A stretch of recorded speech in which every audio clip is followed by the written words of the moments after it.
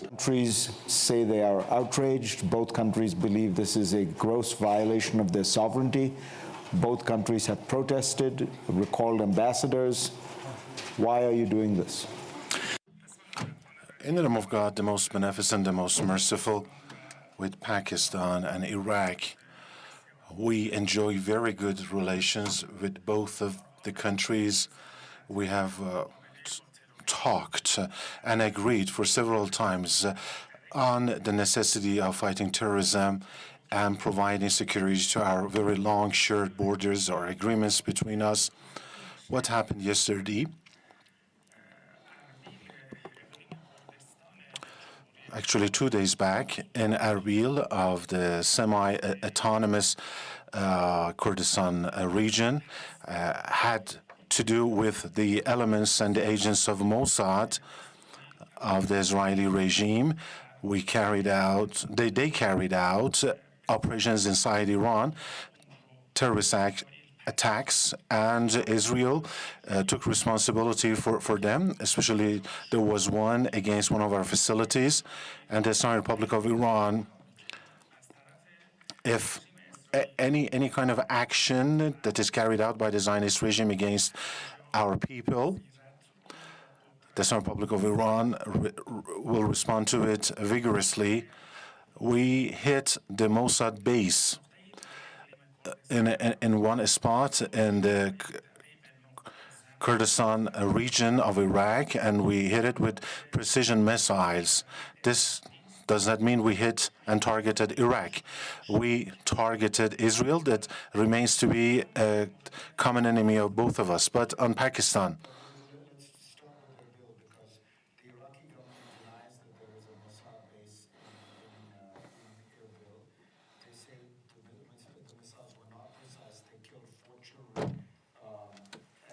say they were given no notice of it.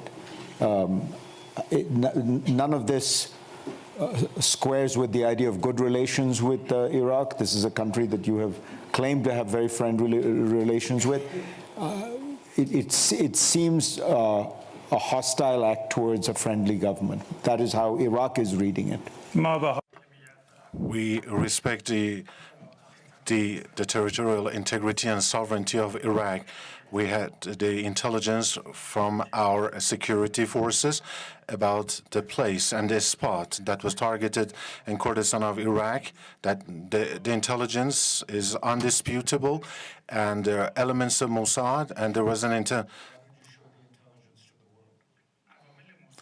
Mossad elements and agents and those that had a hand in making Iran insecure and took responsibility for that. I repeat, we retaliated, and they were targeted by us. And our security people are examining the matter and sharing information with the security advisors of Iraq. And our information confirmed that the spot belonged to Mossad, and there was no mistake that was made by us. And on Pakistan, none of the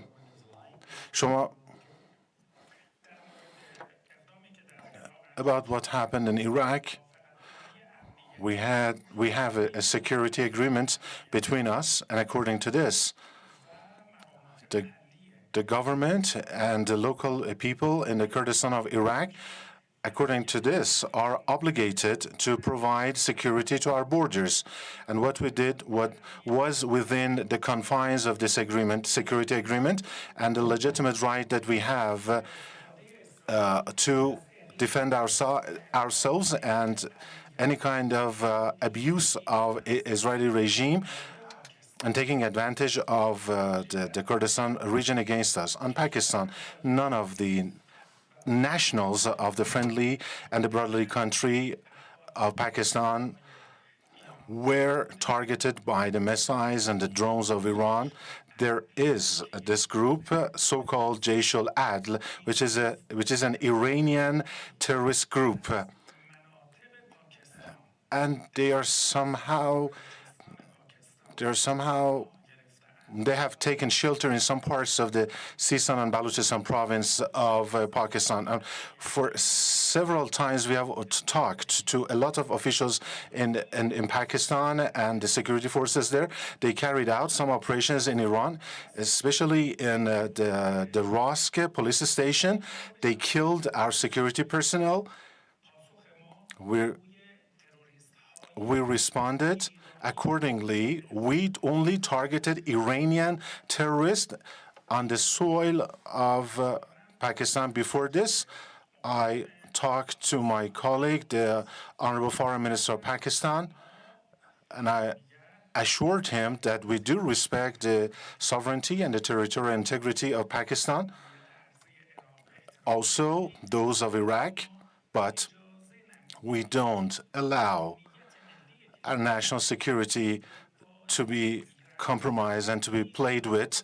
And we have no reservation, no hesitations when it comes to our national interest and the terrorist groups inside Pakistan and those that are affiliated to Israeli regime in the Kurdistan region of Iraq. What we did was actually in line with the security of Pakistan, Iraq, and the whole region. We believe that the security of Iraq and Pakistan are the security of the Islamic Republic of Iran. Iraqi and Pakistani government both disagree with what you said. Minister, let me ask you, you came on my program and Biana Golodriga, my colleague, interviewed you on October 29th, and she asked you, do you want the war to spread? And you said, no, we do not want the war to spread. We do not want escalation. Since then, Hezbollah has launched attacks against Israel. The Houthis are attacking ships in the Red Sea. You have attacked Iraq. You have attacked Pakistan. It certainly seems like the actions of Iran and its allies do not suggest that you are trying to keep this war from spreading. It seems as though you are encouraging an escalation. I agree with you that in the west of Asia, right now, we are witnessing the enlargement of the crisis and the tensions. But these tensions are not rooted on what happened on 7th of October. Hamas is a Palestinian liberation group that has been fighting against occupation to liberate the occupied territories of Palestine. They carried out an operation. Of course, we never agree with or approve of the killing of women and children anywhere in the world. But I want to tell you that it is not rooted on what happened on 7th of October. It is rooted in 75 years ago when Palestine was occupied by the Israeli regime. From the very beginning of the start of the Israeli genocidal war in Gaza, which followed the 7th of October operation, we gave warnings that if the attacks, the war crimes and genocide against Gaza and the West Bank do not stop, the war will spread out, it will become larger. It doesn't mean that we wanted it.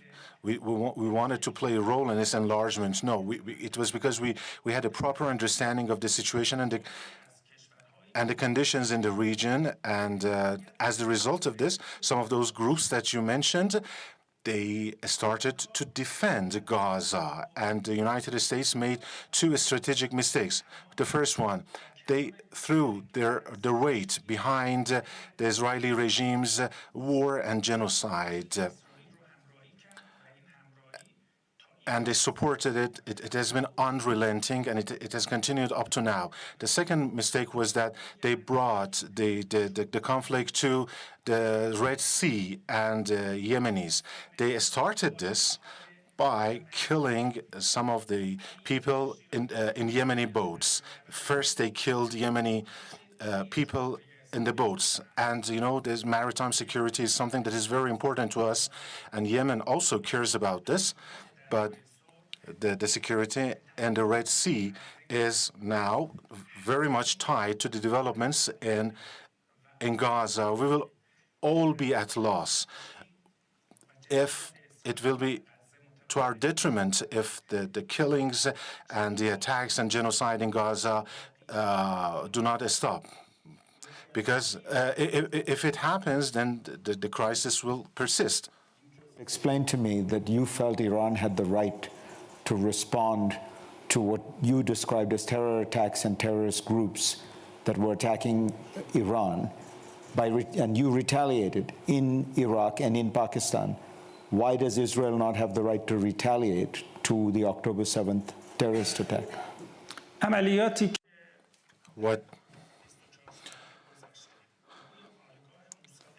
What we did against the Mossad base in Kurdistan, and also against Jaish al-Adl, the terrorist group inside Pakistan, they have nothing to do with the situation in Gaza, but the Yemeni front. And the Israelis say they're retaliating against a terror attack on them. We don't consider Hamas a terrorist group. Hamas is a Palestinian liberation movement that has been formed against the Israeli occupation. We cannot erase history. For 75 years, we have had the occupation of Palestine. This is a reality. What about the rights of the Palestine? On innocent women, elderly people, civilians, raped, used rape as an instrument of war. You say you condemn all this, presumably because it is terrorist activity. Doesn't Israel have the right to respond? What about Palestinians? Are they not human beings? What about their rights? Even Israeli regime doesn't even accept the UN resolutions about the restoration of the rights of the Palestinians and the formation of the Palestinian state. They have all been ignored by the Israeli regime. According to the international law, when a war breaks out, there should be two things. One is differentiation and proportionality. The officials of the Israeli regime claim that on the operation on the 7th of October, 1,200 Israelis were killed. Okay? So there has been this retaliation. They did not differentiate between the civilians and the military. The world has seen that more than 16,000 children have been killed, infants, women. Up to now, more than 24,000 Palestinians have been killed. And proportionality, they have not been observing it. 1,200 Israelis were killed. So there has been this retaliatory attack by the Israeli regime. So do you think 24,000, that is 10 times more than the number? So why don't you see it as a terrorist attack? Israel is an apartheid and occupying regime, but Hamas is a liberation movement. I repeat, we don't welcome the killing of women and children anywhere in the world. But the solution is not a military one. They have to respect the rights of the Palestinians. The Red Sea and these ships. Is there a situation in which Iran would get involved and start blocking the shipment of blocking ships in the Straits of Hormuz? First off, we do care about the maritime security and the shipping safety. Our exports, our oil exports are done through by the sea. So the security of the Red Sea and Oman Sea and the Persian Gulf are very, very important to us. We benefit from it. Otherwise, we wouldn't be able to export our oil. Secondly, we have information that these days the Yemenis and the Saudis are nearing a real substantive peace agreement. We believe that when the U.S. got involved in it, and it is not going to be good news for this agreement. We will all benefit from a maritime security, and the Yemenis also believe that. What happened? it has to do with the genocidal war of the Israeli regime against the people of Gaza, and the Yemenis defending the Palestinians. If the genocide in Gaza stops, then it will lead to the end of other crises and attacks in the region. You didn't answer whether will Iran involve itself in blocking any ships. I think your answer is no. We have always been on the positive side of the developments in the region. You should not forget that in the past years, and in order to fight against ISIS in Iraq and Syria and in the region, some of our best military attachés were killed and martyred. The security of the region is our own security. Do you believe that Hezbollah is going to get more involved in more attacks and counterattacks in Israel? In the last 100 days, I held talks twice with Mr. Sayyid Hassan Nasrallah, the Honorable Secretary General of Hezbollah, 48 hours before the humanitarian ceasefire, the temporary one, in Gaza. In a meeting with Sayyid Hassan Nasrallah, I asked him, Mr. Secretary General, if Israel's attacks against Gaza stop, do the attacks of Hezbollah stop too? He said yes, because we got involved in this somehow because we wanted to defend the people of Palestine, and if they stop, we will stop too. The whole world witnessed that in about 6 days when there was this ceasefire, there was not even one bullet that was fired at Israel, and they were committed. They remain committed to the ceasefire. But in the last few days, something new happened. Since 2006, there was this unwritten agreement that the capitals in Beirut or Tel Aviv were not targeted. They were not targeting each other. But, Israel in Gaza has no achievement but killing women and children. But Israel brought the war out of Gaza, and they assassinated one of the leaders of Hamas, not in Gaza, but in Beirut. So this has created a new situation. But definitely, if the genocidal war of the Israeli regime comes to a halt, then it can lead to the stop of other crises and attacks in other parts of the region against Israel. But we should not forget that today Lebanon is somehow involved in the war in the Red Sea also. And today, we see that people in Gaza are under attacks, and they are starving in Gaza and the West Bank. This means that the war will go on. So at any moment, it is possible that the severity and intensity of the war will rise. Netanyahu should understand that war is not the solution, and they are not going to destroy Hamas by continuing the war, and the Israelis prisoners will not be released if they continue the war. The solution is very clear: stopping the war, opening up the humanitarian corridors, and stopping the forced displacement of Palestinians towards the Sinai Peninsula in Egypt, and of course the exchange of prisoners. Today, the United States is more concerned about how they are going to run Gaza after the war, the post-war Gaza.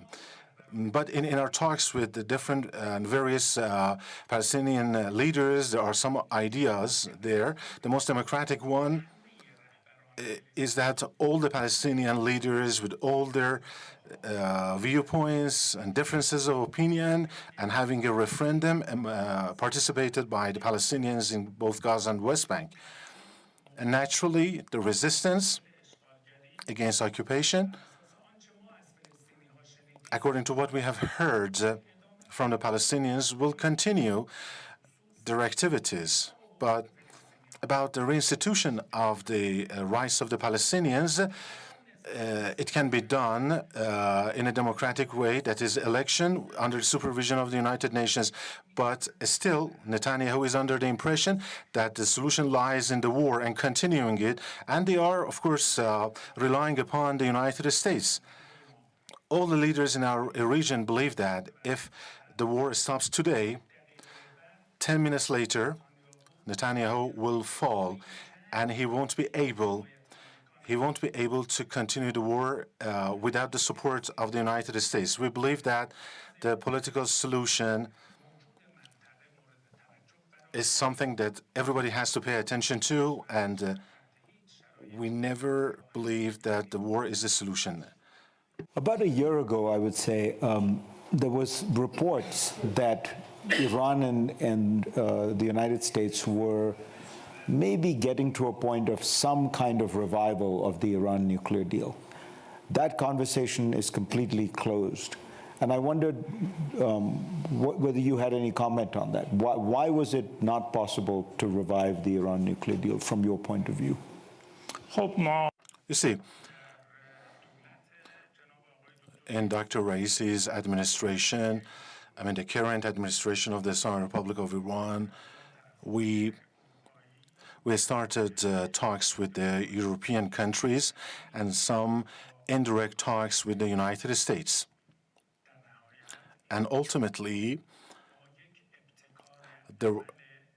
these were met with the initiative that was set forth by the king of the Kingdom of Oman. And there were these indirect talks with the United States, and there were efforts made by the King of Oman, and they all wanted to bring together and closer everybody that is a party to the nuclear deal. We still welcome any kind of endeavor, any kind of initiative, any kind of a step that will help bring back all the parties to JCPOA back to their commitments and obligations. There are still some efforts made, some contacts between Iran and the United States. Therefore, we believe that if the American side has enough will and the required will, then we can achieve the deal. And they're coming up with a lot of excuses. One day they say that we are involved in the Ukrainian war, or that for some domestic purposes, pressures we are facing inside the United States. So you are involved in the Ukraine war. You are supplying the Russians with weapons. A very important point you made and touched upon on Ukraine. We have never ever provided any drone, any missile to Russia to be used against Ukraine. Less than 11 months ago, I had an agreement with my counterpart, the Ukrainian Foreign Minister. I told him, if you claim that Iranian-made drones or weapons are used against you, please give us pieces of evidence. So we agreed that there would be a team comprised of the high-ranking military people from both sides would meet in Oman, in the city of Muscat, the capital of Oman. They discussed the issue for hours. The Ukrainian team did not show any proof, and they said that we will go back to Kiev. We will gather information, proof, evidence, and we will come back in the next round of the meeting. But they didn't show any kind of proof that Iranian-made drones and weapons are used against them. To Ukraine, people on the battlefield on both sides refer to the drones that Russians use as Shahed drones. Shahed is the Persian word for martyr. I don't think Shahed is a Russian word. Those drones are Iranian. You see, we have sold Iranian drones to different countries in the region within the framework of our defense cooperation. You know, it is not difficult for any country to copy our drones. We are not responsible for that. But even for that, the Ukrainians have not given us any piece of evidence. My dear colleague, Mr. Farid Zakaria, just we are sensitive about the killing of people, women and children in Gaza, Afghanistan, Syria, in Yemen. We have always condemned these killings. And we believe that war and the killing of civilians and women and children in Ukraine, we condemn that too. And we believe that the solution is never war and fighting. Then, Russia, we have enjoy a strong relations and ties with Russia. We have asked them several times that, have you ever used Iranian-made weapons against Ukrainians? And they have repeatedly told us that we have not made use of any Iranian-made weapons against Ukraine. And up to now, Ukraine is claiming they're making a lot of noise that Iranian drones are being used against them, but they have not given us even one piece of evidence, no document. For more than 3 times, I asked Mr. Joseph Borrell that with his connections and contacts to encourage Ukrainians to supply them to us, but they have not. This is just a baseless allegation. We believe war is not the war, not in Ukraine or in Gaza. When I look at the data, it seems to me that Iran has been able to export more and more oil. Are the sanctions against Iran in place? Are you able to export as much oil as you want?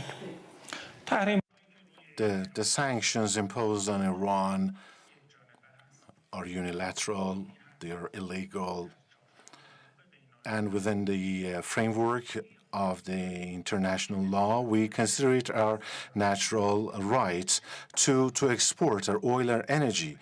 And the United States is not the master or the chieftain of the world to decide about other countries. Those days are over. We defend our rights, and within the framework of the international law, we will continue to do so. It's the events in Gaza.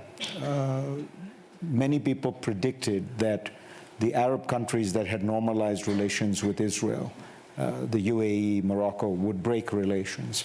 That has not happened. In fact, Saudi Arabia has talked about, or at least privately, there are reports, has talked about continuing its objective to normalize relations with Israel. This seems to leave Iran more and more isolated in the region. First of all, we have not recognized Israel. We believe it's just an occupying power, 75 years of occupation. This does not create any right for Israel to exist. Mr. Zakaria, for decades, Algeria was occupied by another country. The long occupation of Algeria came to an end, right? So the countries of the region, in their foreign interactions and decisions, whatever decision they come up with is their own business and their own foreign policy. Isolated, more and more countries are recognizing it.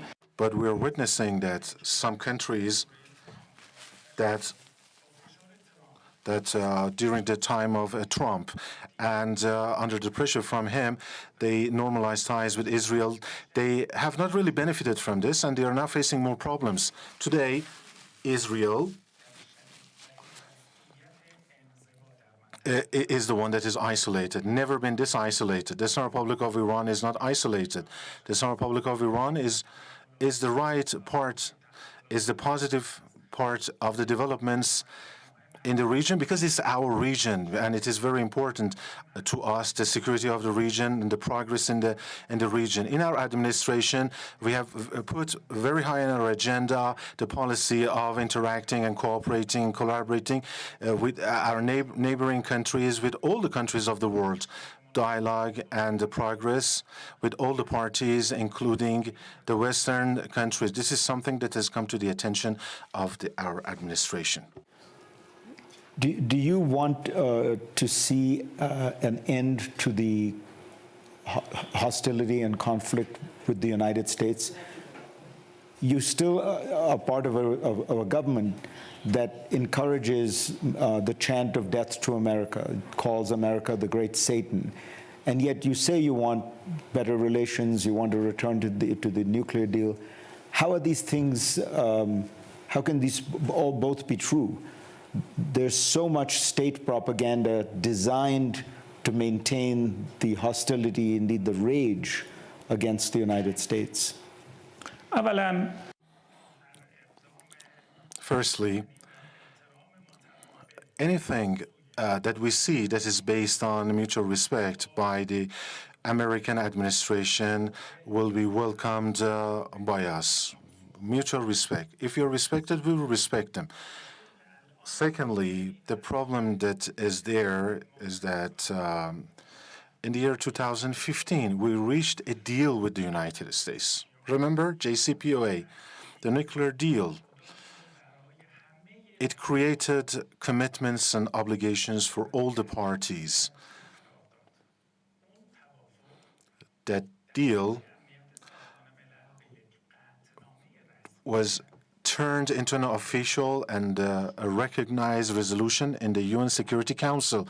But it was the United States that broke the deal, broke the promise. For us, there is no difference between Biden, Obama, and Trump.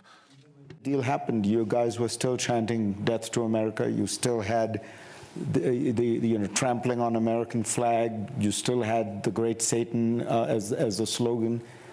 That didn't suggest a desire for better relations. Well, you know,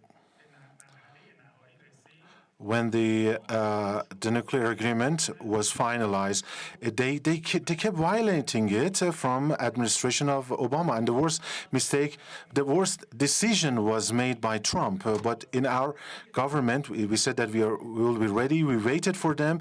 We were stayed committed to it for a long time. But the United States kept violating the deal. In our administration, we also came to some agreements. We are seeing some signs of it, that they are still breaking their promises. There were some temporary ones. It seems that it has become a part of the DNA of the American foreign policy. It doesn't make the difference what administration is in power. We want the United States. If they're committed to the deal, we will also be committed to the deal. Mutual respect. If they talk to us, treat us respectfully, we will do the same thing.